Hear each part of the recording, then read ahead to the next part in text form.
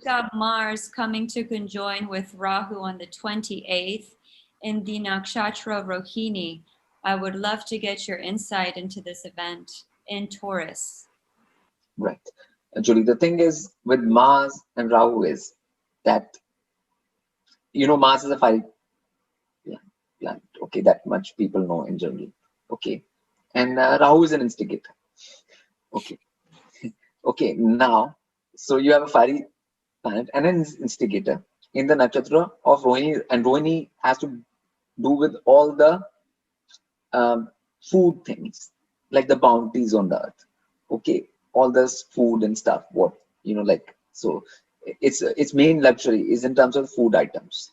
Okay, so which I've been saying will come into focus anyways. Food items, like when this is happening, things are not going in the world the way they are. Food is going to become the most important basic, and after that people will start focusing on that more, because Mars is energy, right? So Mars will go towards that, and in some parts of the world you will see a scarcity in terms of food, basic food. Okay, a lot of parts of the world. So when people see that, then the rest of the world will start paying more attention, that we better focus on that. Otherwise, future can be problematic in that particular field. Okay, so this whole thing is again going in line with what I've been saying for the last 1.5 years, like since the Jupiter-Saturn conjunction, that food industry will become the major sort of important thing, and when I say food industry, I don't mean the food industry which has been the food industry up till now. I'm talking about the food which is actual real food, which is better for humans, and that kind of thing. So a lot of energy will go into organic farms, organic farming, different places on earth, everybody more into land. And Mars is a Bhumi Karaka as well. It's a Karaka for land. Okay. So a lot of energy will go into that, and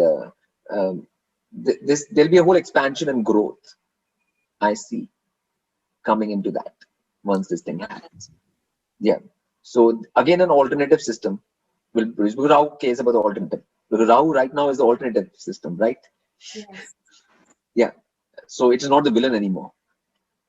It's the hero, because the main system is corrupt.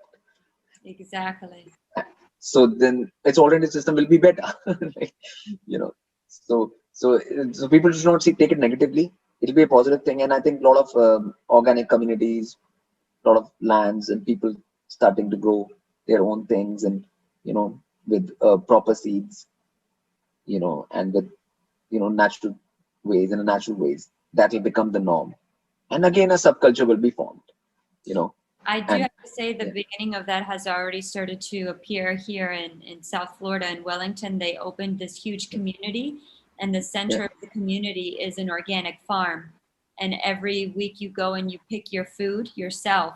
So they're incorporating this whole new lifestyle, and people are loving it. So this particular point you can consider as a trigger point for that more around the world, like and along with scarcities at different places, so there will be food shortages and scarcities at some point. So that goes with it, but that's again will be a warning sign and trigger for a lot of people to actually get into this.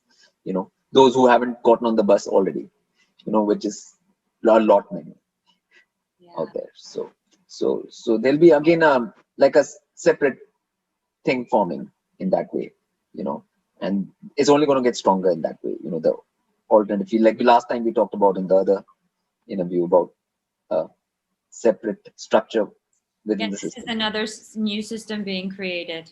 Yeah, and this will be the food part. Yes, the sound part and the food part. Food part, yes. And that we can have the travel part, we can have the other parts, we can have many parts to that, and so that's perfect, like for that, perfect trigger for that.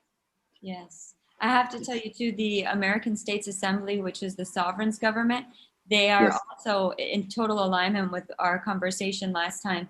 They're creating their whole new systems. They have their own police officers, which are called the officers of the peace, and they're just Yes. to settle disputes.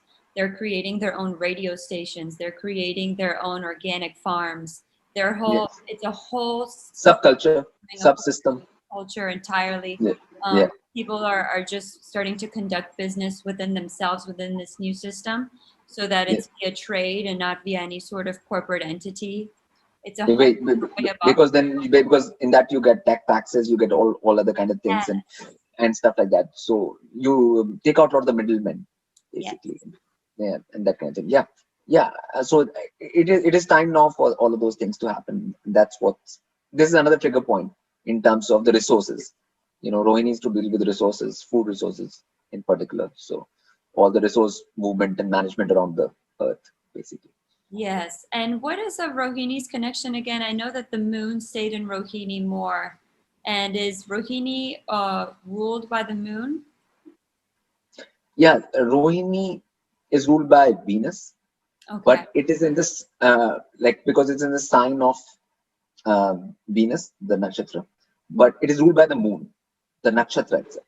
Yeah. So you can consider it the combined energy of Venus and moon.